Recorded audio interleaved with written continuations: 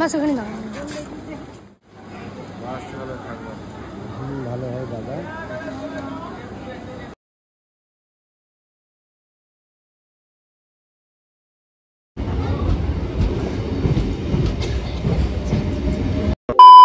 Hello everyone, good morning সবাইকে। কেমন আছো তোমরা সবাই? আশা করি সবাই অনেক ভালো আছো, সুস্থ আছো। তো আজকে হচ্ছে 15 তারিখ আর এখন বাজে 6:30 মতন। আজকে এত সকাল সকাল উঠেছি তার কারণ হচ্ছে তোমাদের দাদাভাই আজকে চলে যাবে। তো বাড়ির পিছনে স্টেশন থেকে ট্রেন ধরবে 8টা কত 10 হবে বোধ হয়। তো এই যে দেখো এখনও ঘুমাচ্ছে আর আমি উঠে পড়েছি। চলো নিচে গিয়ে দেখা যাক কি বানানো যায়। আর হচ্ছে দেখতে দেখতে ছুটি তো শেষ। আগের বার এই দিনে ওখান থেকে বেরিয়েছিল, তো মানে আগের মাসে। তো চলো ফ্রেশ হয়ে নিই। আর ভেবেছিলাম আমি যাবো কাটোয়া পর্যন্ত, কিন্তু যাওয়া হবে না। আমরা প্রথমে গাড়ি করছিলাম কিন্তু গাড়ি হলো না, নয়তো পুরোটা আমরা গাড়িতেই যেতাম, তাহলে একটু লেটে বার হওয়া যেত। তো যাই হোক চলো ফ্রেশ হয়ে নিই।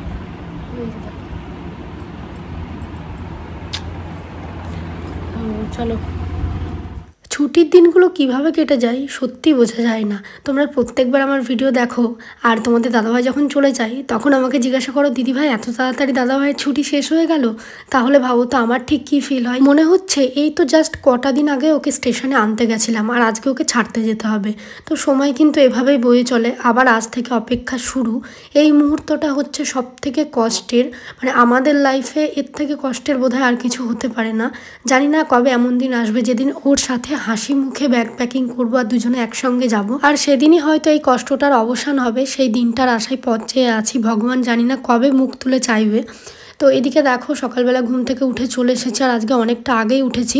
এমনিতে তো ঘুম হয়নি, সারা রাত কান্নাই করছি। তারপরে এই যে দেখো এসে রান্নাবান্নার কাজে হাত লাগিয়েছি, যেহেতু চলে যাবে তো কিছুই বানানো ছিল না। ঘরে দেখলাম একটু চিড়ে রয়েছে, তাই ওই চিড়েটা তেল দিয়ে ভেজে দিলাম হালকা করে, মানে সাদা তেল দিয়ে। চিড়ে ভাজা হয়ে যাওয়ার পর শ্বশুরমশাইকে বললাম যে ওটাকে একটা ক্যারিতে প্যাক করে দিতে। আর এইদিকে আলু ভাজা বসিয়েছিলাম আর ওই সাইডে চা বসিয়েছিলাম আমাদের জন্য। আর তারপরে এখানে হচ্ছে আমার শাশুড়িমা পরোটা ডলে দিচ্ছে আর আমি এদিকে সেঁকে নিচ্ছি। আমি কিন্তু ও ছুটি চলে যাওয়ার মুহূর্তে সত্যি কথা বলছি ওর কাছে একটুও বসতে পারি না। সেই যে বিছানা থেকে উঠে এসেছি তারপর একটা মুহূর্তের জন্য ওর কাছে যেতে পারিনি, এগুলোই করে যাচ্ছি। এই মুহূর্তটা সত্যি আমার খুব কষ্ট লাগে যে চলেই তো যাবে, আমি একটুখানিও ওর কাছে বসতে পারলাম না। তো এটা খুব মন খারাপ লাগে। যাই হোক, তো এগুলো তো করতেই হবে। এদিকে দেখো করে দিচ্ছি। বাড়িতে থাকলে অবশ্য মা একাই করে ফেলতো, কিন্তু এখানে তো করতেই হবে। এইটা আমার খুব একটা আক্ষেপের জায়গা যে যখন চলে যায় লাস্ট মুমেন্টে আমি ওর কাছে বসতে পারি না। আর কি বলতো, ওর আরও সকালে যাওয়ার কথা ছিল। 8টার আগে বাড়ির পিছনে একটা ট্রেন ছিল, সেইটা ধরার কথা ছিল। তারপরে ও বললো ওই ট্রেনটা ধরবো না, অনেকটা তাড়াতাড়ি চলে যাওয়া হবে, কারণ ওর জানো তো দুর্গাপুরে সেই 6টার দিকে ট্রেন রয়েছে। তো এত আগাম গিয়ে কী করবে বলো, আর মিডলে কোনো ট্রেন নেই। সেই জন্য ও বললো ঠিক আছে, বাজার শো থেকে আরেকটা ট্রেন রয়েছে 8টা সাড়ে 8টার দিকে, 8:30টার দিকে ছিল, তো ওইটা ধরবো। তো সেই জন্যই একটু লেট করে যাওয়া, একটু বলতে আধ ঘন্টা মতন। তো আমি নিচে সমস্ত কিছু বানিয়ে গুছিয়ে দিয়ে আসলাম আর তারপরে আমি নিজে ফ্রেশ হয়ে নিলাম। তারপরে এই যে দেখো এই শাড়িটা পরলাম, যেহেতু একটু দূরে স্টেশনে যাব বাজার শুরুতে, তো সেই জন্য কোনো রকমে 10 মিনিটের মধ্যে রেডি হয়েছি। আর এইদিকে দেখো প্রত্যেকবার ডিউটি যাওয়ার সময় ওর হাত থেকে আমি সিঁদুর পরি, এবারেও তার ব্যতিক্রম না। সিঁদুর পরলাম ওর হাত থেকে, তারপরে প্রণাম করলাম, গীতাটাও ওর সঙ্গে দিলাম যেটা আমি ওর সাথে দিই। তো এই মুহূর্তটার জন্য কোনো কথা বা কোনো ক্যাপশন হয়তো খাটে না। আমার ঠিক কি হচ্ছে হয়তো কিছু মানুষ আমার ফেস দেখে বুঝতে পারছো, মানে এমন একটা পরিস্থিতি হচ্ছে যে আমি প্রকাশও করতে পারছি না, এইরকম একটা সিচুয়েশন। তো মনে হচ্ছে আর ছাড়বই না ওকে, ছেড়ে দিলে এই মুহূর্তটা চলে যাবে। তো জানো তো ও আরও কিছুক্ষণ থাকতে পারতো যদি আমরা গাড়িটা পেতাম। গাড়িটা বলা হয়েছিল, তো কনফার্ম করতে করতে লাস্ট মুহূর্তে বললো যে আর যাবে না। তো সেই জন্য আমরাও আর জোরাজুরি করলাম না, কারণ এখান থেকে দুর্গাপুর অনেকটা, ওকে নামিয়ে দিয়ে আমাদের ফিরতে ফিরতে রাত হয়ে যেত। তার উপরে অনেকগুলো টাকা খরচ হতো। টাকাটা ফ্যাক্টর না, আমাদেরও শরীরে কষ্ট হতো, তবুও আমরা গাড়ি করছিলাম। বাট লাস্ট মুহূর্তে গিয়ে হলো না। যদি ওই গাড়িটা ডাইরেক্ট হতো তাহলে আমরা দুপুরে পর বেরোলেও আমরা ঠিক টাইমে পৌঁছে যেতাম, কারণ 6টা সাড়ে 6টার দিকে দুর্গাপুর থেকে ট্রেন ছিল। যাই হোক, এতটা সকালে বেরোতে হচ্ছে। আর ব্যাগটা তো কালকে রাতে গুছিয়ে রেখেছিল, আরও কিছু টুকিটাকি বাকি ছিল সেগুলো সব গুছিয়ে নিল। কালকে তো হোলিতে মেতে ছিল, যার জন্য ঘিটাও আনতে যেতে পারিনি। সকালবেলায় গিয়ে ঘি নিয়ে আসলো, সেগুলো সব প্যাক ট্যাক করলো ও। আর এইদিকে দেখো স্লিপিং ব্যাগটাও প্যাক করে নিয়েছে। তো ওর ব্যাগ প্যাকিং মোটামুটি মোটামুটি হয়ে গেছে, চলো এবার নিচে যাব।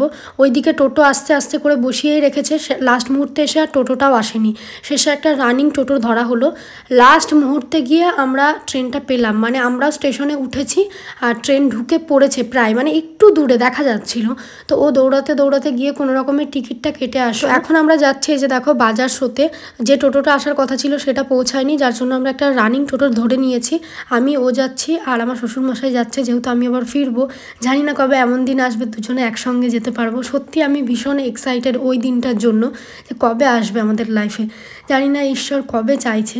তো যাই হোক, এদিকে দেখো আমরা পৌঁছে গেছি বাজার শোতে। ও যত একটু একটু করে স্টেশনের দিকে যাচ্ছে আমার তত বেশি কষ্ট হচ্ছে, আর কান্নাও করতে পারছি না। মানে কেমন একটা অদ্ভুত মানে একটা ফিলিংস হচ্ছে, সেটা তোমাদেরকে হয়তো বলে বোঝাতে পারবো না।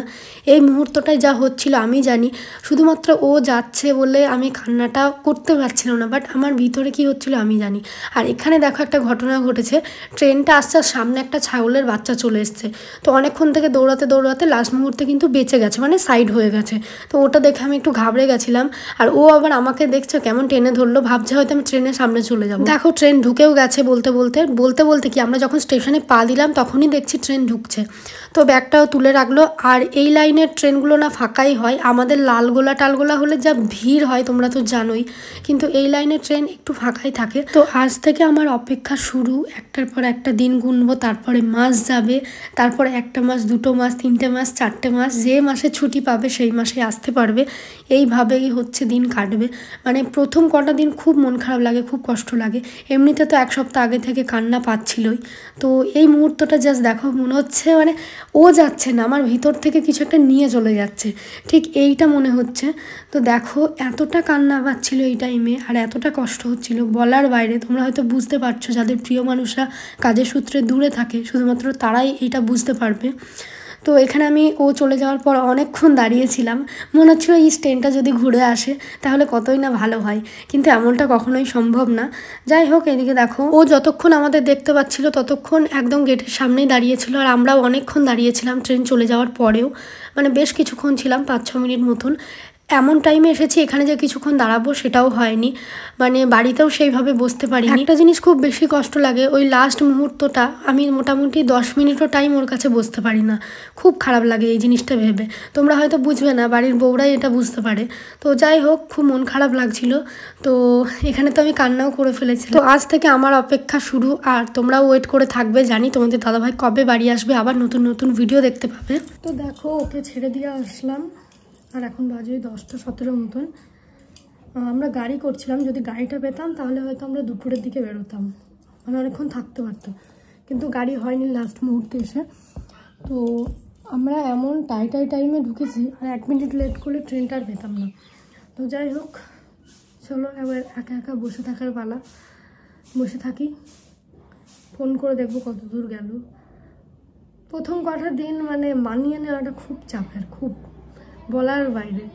যাই হোক, চলো ফ্রেশ হয়ে নিই, পরে তোমাদের সঙ্গে কথা হবে। পুরো রুমটা ফাঁকা হয়ে গেছে, সারাদিন আমি একাই বসে রয়েছি। তারপর চলে গেছিলাম স্নান করতে, আর এত মাথা ধরেছিল না, আমি আর থাকতে পারলাম না, যার জন্য মাথায় একটু তেল দিয়ে মাথাতে জল দিয়ে দিয়েছি। এই যে দেখতে পাচ্ছ, প্রচণ্ড মাথা যন্ত্রণা করছিল, আমি একটু কান্না করলে মাথা ব্যথা করে, তো সেই জন্য মাথায় একটু ভালো করে তেল দিলাম, তারপরে মাথায় জল দিলাম। অনেক কদিন হয়ে গেল মাথাতে তেলও দেওয়া হয়নি। তো যাই হোক, ওকে ফোন করেছিলাম, ও ট্রেনেই রয়েছে। একটা সেকেন্ড মনে হচ্ছে যেন কাটতে চাইছে না, মানে প্রত্যেকটা মুহূর্ত খুব কঠিন হয়ে যাচ্ছিল থাকা ওই রুমেই, ওই মানুষটাকে ছাড়া থাকা। মানে এই জিনিসটা সব থেকে বেশি ডিফিকাল্ট। একটুখানি আগেও যে মানুষটার সঙ্গে ছিলাম সেই মানুষটা এখন আমার সঙ্গে নেই, এইটা ভাবলেই মনে হচ্ছে বুকের ভিতরটা খা খা করছে। তো যাই হোক, চলো আজকের মতন ভিডিওটা এই পর্যন্তই রাখছি। ভিডিওটা ভালো লাগলে একটা লাইক, কমেন্ট আর শেয়ার করে দিও। টাটা সবাইকে, দেখা হবে নেক্সট ভিডিওতে।